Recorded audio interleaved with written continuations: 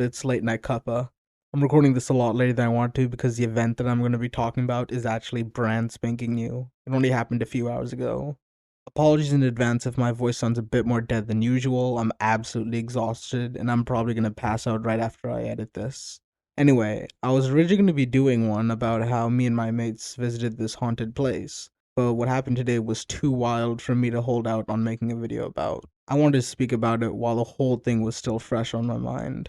Warning before I get any further, this story does involve a younger child being mistreated. It's nothing too graphic or violent, but I do want to warn y'all ahead of time that if you're in the mood for a happier story, this is not it. So, my mother usually takes tutoring classes for kids on Friday, and she can't cook those days. My dad usually doesn't feel like it either, and we've basically turned it into a day where we go out and eat. It's still a celebration, you know? Week's over, we get 2 days to rest and prepare for the next week. Well, it's a 3-day break for me, since I don't have any classes on Fridays, so we went over to this one hot pot restaurant. It was called Perfect Boil or something. I don't remember exactly. When I was writing this a few hours ago, I was in the middle of this food coma, so my memory's a bit spotty on the exact details. Either way, right after my mother finished up her class, we all piled up into our car. We walked in, gave our names, and waited to be called to our table. We had our dog with us, but not all of us were eating inside at the same time, so one of us would always be waiting outside with the dog since it wasn't allowed inside. It was pretty packed, and the estimated wait time was around 20 to 30 minutes, but in restaurant time is about 45 minutes. Right after we came, this older white lady and this kid came and put in their reservation. The older white lady looked like 50 or 60, and the kid looked around 8 max. I'll call the lady Karen for reasons that'll soon be obvious. I'll admit I didn't pay much attention to either of them at first. I had my dog with me and I was busy giving it head pats and all sorts of love. The first sign of something being whack was the fact that this old lady kept telling the kid to focus on this little learning pad thing. I'm not sure what it was, but when I peeked a glance at it, I did see that there were some math problems on it. Let me just stop for a second and tell y'all that is absolutely weird. Who goes to a restaurant and makes their kid do math? Like, my parents were pretty big on learning when I grew up, normal Asian parent stuff. But this was next level. Kid didn't want to do them either. He shut up when he was told that he wouldn't be fed if he didn't get them done. That felt so wrong to me, but it's their business and I can't really do much even if I was inclined to intervene.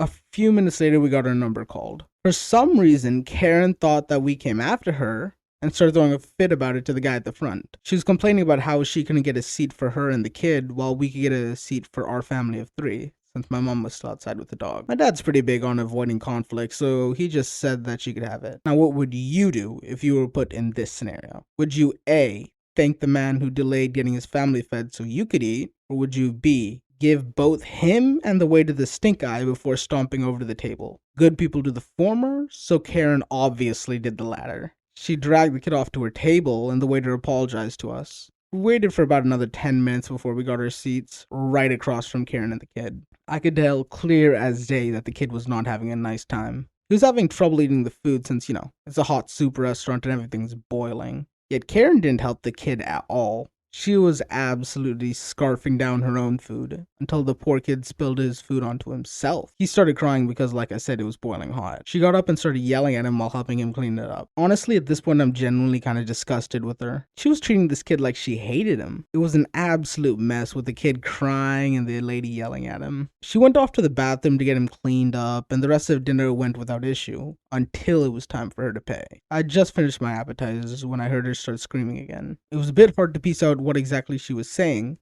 The gist of it was that since they hadn't gone to eat the food that she had ordered for the kid, they shouldn't have to pay. The waiter had offered to replace it in her new bowl, but she just kept saying that she didn't want it, that she wanted to leave, and she wanted to pay for her food. Eventually, she pulled the move that cemented her place as a Karen. She asked to speak to the manager. The manager did back up their employee by saying they couldn't give her a refund. Instead, they offered to make her a new bowl and let her take it to go. I think the Karen realized that she wasn't going to win this one, so she acted like that was what she wanted the whole time. They made her another bowl of food, and she walked out dragging this kid along like earlier. We finished up early and left, trying not to think about what happened. The food was great there, but after seeing all that, I really wasn't that hungry anymore.